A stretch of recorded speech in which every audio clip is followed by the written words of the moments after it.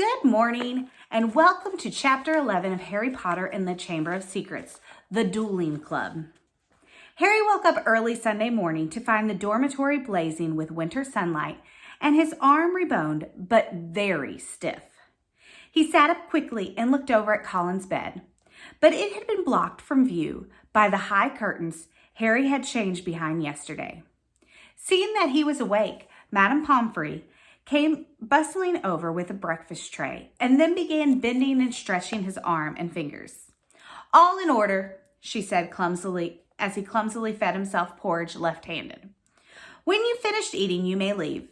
Harry dressed as quickly as he could and hurried off to Gryffindor Tower, desperate to tell Ron and Hermione about Colin and Dobby, but they weren't there.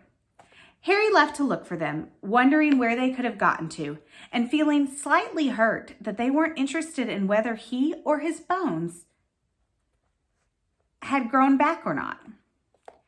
As Harry passed the library, Percy Weasley strolled out of it, looking in far better spirits than the last time they'd met. "Oh, hello, Harry," he said. "Excellent flying yesterday. Really excellent. Gryffindor has just taken the lead for the House Cup. You earned 50 points. "You haven't seen Ron or Hermione, have you?" said Harry. "No, I haven't," said Percy, smile fading. "I hope Ron's not in another girl's bathroom."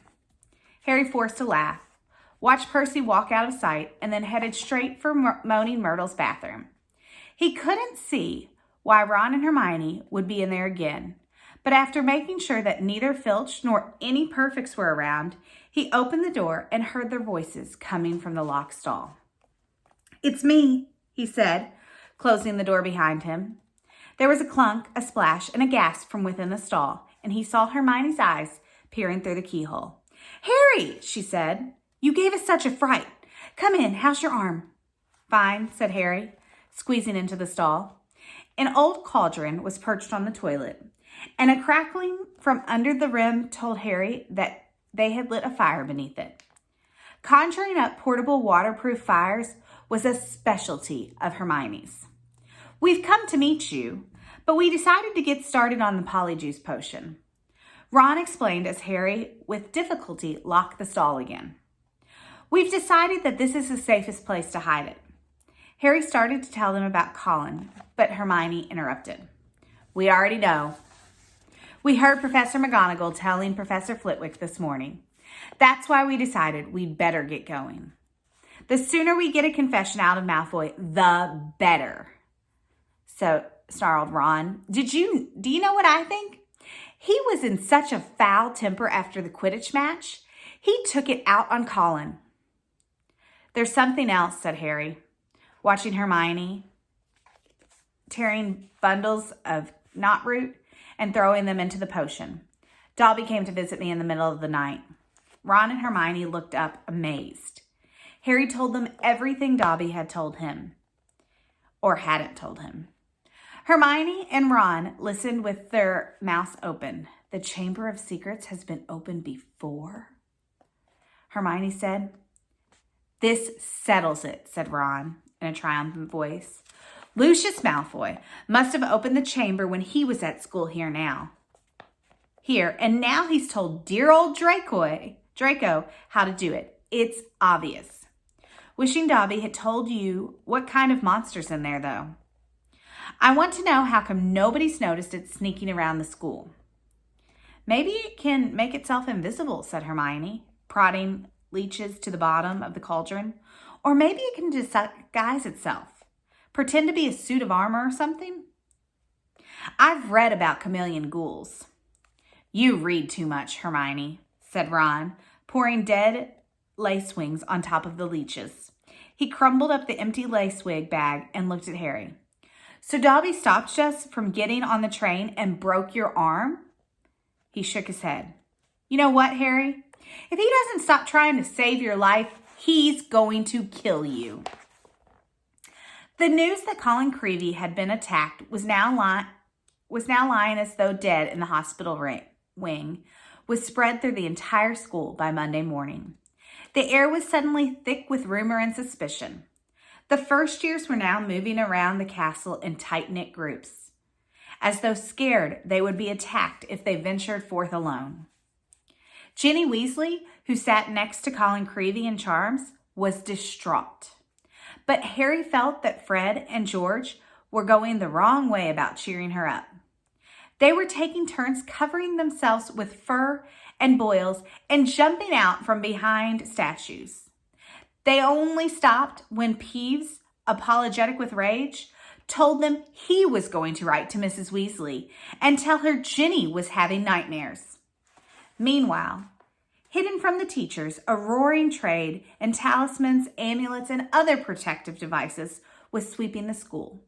Neville Longbottom brought a large, evil-smelling green onion, a pointed purple crystal, and a rotting newt tail before the other Gryffindor boys pointed out that he was in no danger. He was a pureblood, and therefore unlikely to be attacked. They went for Filch first. Neville said, his round face fearful, "And everyone knows I'm almost a squib." In the second week of December, Professor McGonagall came around as usual, collecting names of those who would be staying at school for Christmas. Harry, Ron, and Hermione signed her list.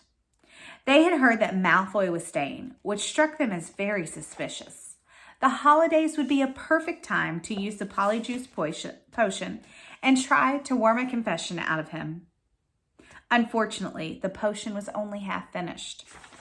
They still needed the bicorn horn and the boomsling skin, and the only place they were going to get them was from Snape's private stores. Harry privately felt he'd rather face Slytherin's legendary monster than let Snape catch him robbing his office. "What we need," said Hermione, briskly on Thursday afternoon's double potion lesson loomed near, "is a diversion. Then one of us can sneak into Snape's office and take what we need." Harry and Ron looked at her nervously. "I think I'd better do the actual stealing," Hermione continued in a matter-of-fact tone. "You two will be expelled if you get into any more trouble. And I've got a clean record. So all you need to do is cause enough mayhem to keep Snape busy for 5 minutes or so." Harry smiled feebly. Deliberately causing mayhem in Snape's potions class was about as safe as poking a sleeping dragon in the eye. Potions lesson took place in one of the large dungeons. Thursday afternoon's lesson proceeded in the usual way. 20 cauldrons stood between the wooden desk on which stood brass scales and a jar of ingredients. Snape prowled through the fumes, making whippish remarks about the Gryffindor's work, while the Slytherins snickered appreciatively. Draco Malfoy, who was Snape's favorite student, kept flicking pufferfish eyes at Ron and Harry. Who knew that if they retaliated, they would get detention faster than you could say unfair? Harry's swelling solution was far too runny, but he had his mind on more important things. He was waiting for Hermione's signal, and he hardly listened to Snape pause to sneer at his watery potion. When Snape turned and walked off to bully Neville, Hermione caught Harry's eyes and nodded. Harry ducked swiftly down behind the cauldron, pulled one of Fred's filibuster fireworks out of his pocket, and gave it a quick prod with his wand. The firework began to fizz and sputter. Knowing he only had seconds, Harry straightened up, took aim, and lobbed it into the air. It landed right on target in Goyle's cauldron. Goyle's potion exploded, showering the whole class. People shrieked as splashes of the swelling solution hit them. Malfoy got a faceful, and his nose began to swell like a balloon. Goyle blundered around, his hands over his eyes, which had expanded to the size of a dinner plate. Snape was trying to restore calm and find out what had happened. Through the confusion, Harry saw Hermione slip quietly into Snape's office. "Silence! Silence!" Snape roared. "Anyone who has been splashed, come here for the deflating draft. When I find out who did this..." Harry tried not to laugh as he watched Malfoy hurry forward. His head dropped with the weight of his nose like a small melon.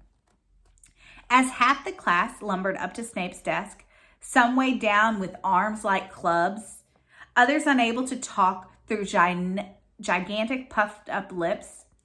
Harry saw Hermione slide back into the dungeon, the front of her robes bulging. When everyone had taken a swig of the antidote and the various swelling had subsided, Snape swept over to Goyle's cauldron and scooped out the twisted black remains of a firework. There was a sudden hush. "If I ever find out who threw this," Snape whispered, "I shall make sure that person is expelled." Snape arranged his face in what he hoped was a puzzled expression. Snape was looking right at him, and the bell that rang 10 minutes later could not have happened sooner. "He knew it was me," Harry told Ron and Hermione as they hurried back to Moaning Myrtle's bathroom. "I could tell." Hermione threw the new ingredient into the cauldron and began to stir feverishly. "It'll be ready in 2 weeks," she said happily. "Snape can't prove it was you," said Ron reassuringly as Harry. "What can he do?" "Knowing Snape, something foul," said Harry as the potion frothed and bubbled. A week later, Harry, Ron, and Hermione were walking across the entrance hall when they saw a small knot of people gathered around the notice board, reading a piece of parchment that had been pinned up. Seamus Finnegan and Dean Thomas beckoned them over, looking excited. "They're starting a dueling club," said Seamus. "First meeting tonight. I wouldn't mind dueling lessons. They might come in handy over these days." "What, you reckon the Slytherin's monster can duel?" said Ron, but he too read the sign with interest. "Could be useful," he said to Harry and Hermione as they went into dinner. "Shall we go?" Harry and Hermione were all for it, so at 8 o'clock that night, they hurried back to the Great Hall. The long dining table had vanished, and a golden stage had appeared along one wall, lit by thousands of candles floating overhead. The ceiling was very velvety black once more, and most of the school seemed to be packed beneath it, all carrying their wands and looking excited. "I wonder who will be teaching us," said Hermione as they edged into the chattering crowd. "Someone told me Flitwick, who was a dueling champion when he was young. Maybe it'll be him." "As long as it's not," Harry began, but he ended with a groan. Gilderoy Lockhart was walking onto the stage, resplendent in robes of deep plum and accompanied by none other than Snape, wearing his usual black. Lockhart waved an arm for silence and called, gather round, come see me. Can you hear me? Excellent. Now, Professor Dumbledore has granted me permission to start this little dueling club to train you in case you ever need to defend yourself, as I train myself, have done on countless occasions. For full details, see my published works. Let me introduce my assistant, Professor Snape," said Gilderoy Lockhart, flashing a wide smile. "He tells me he knows a tiny little bit about dueling himself and has sportingly agreed to help me with a short demonstration before we begin. Now, I don't want any of you youngsters to worry. You'll still have your potions master when I'm through with him. Never fear." "Wouldn't it be good if they finished each other off?" Ron muttered to Harry's ear. Snape's upper lip was curling. Harry wondered why Lockhart was still smiling. If Snape had been looking at him like he'd been running as fast as he could in the opposite direction, Lockhart and Snape turned to each other and bowed. At least Lockhart did, with much twirling of his hand, whereas Snape jerked his head irritably. Then they raised their wands like swords in front of them. "As you see, we are holding our wands in our accepted combat position," Lockhart told the silent crowd. "On the count of 3, we will cast our first spell. Neither of us will be aiming to kill, of course." "I wouldn't bet on that," Harry muttered, watching Snape batting his teeth. 1, 2, 3. Both of them swung their wands above their head and pointed them at their opponent. Snape cried, "Expelliarmus!" There was a dazzling flash of scarlet light, and Lockhart was blasted off his feet. He flew backwards off the stage and smashed into the wall and slid down it to sprawl on the floor. Malfoy and some of the Slytherin cheered. Hermione was dancing on tiptoes. "Do you think he's all right?" She squealed through her fingers. "Who cares?" said Ron and Harry together. Lockhart was getting unsteadily to his feet. His hat had fallen off and his wavy hair was standing on end. "Well, there you have it," he said, tottering back into the platform.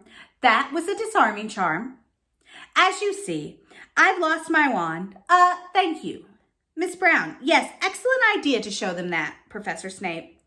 But if you don't mind my saying so, it was very obvious about what you were about to do. If I had wanted to stop you, it would have been only too easy. However, I felt it would be instructive to let them see." Snape was looking murderous.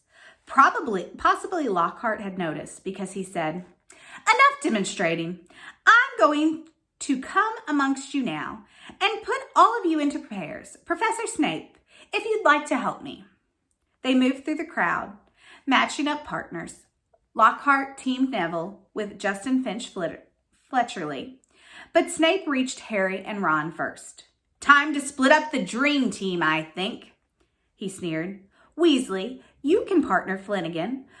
Potter." Harry moved automatically towards Hermione. "I don't think so," said Snape, smiling coldly. "Mr. Malfoy, come over here. Let's see what you're made of, famous Potter. And you, Miss Granger, you can partner with Miss Bulstrode."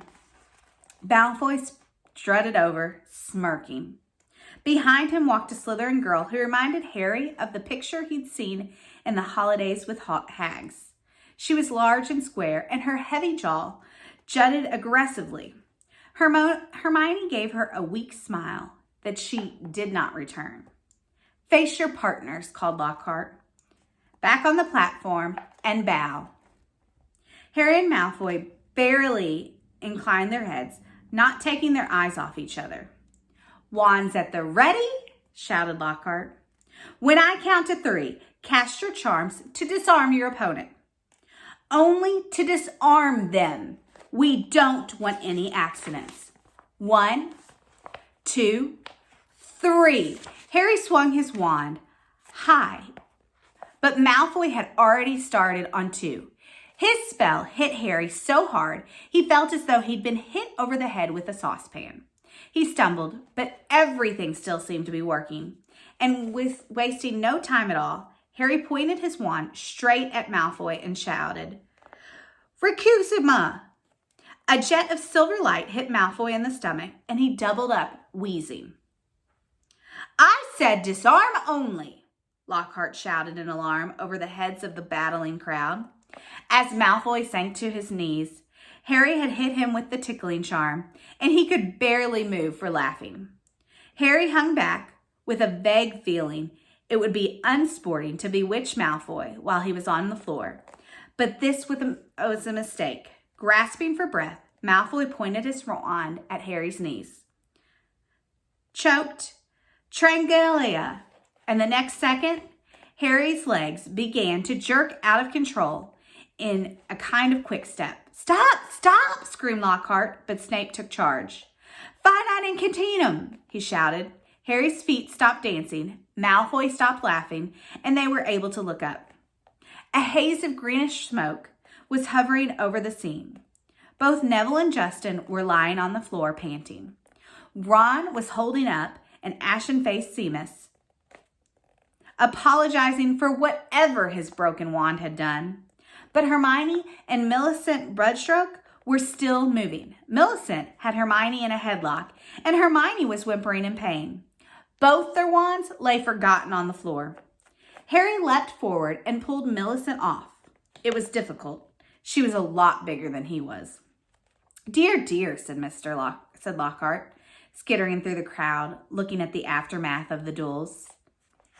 Up you go, Macmillan. Careful there, Miss Follett. Pinch it hard. It'll stop bleeding in a second. Boot. I think I'd better teach you how to block unfriendly spells, said Lockhart, standing flustered in the middle of the hall. He glanced at Snape, whose black eyes glinted, and looked quickly away. Let's have a volunteer pair. Longbottom and Flinchley? How about you?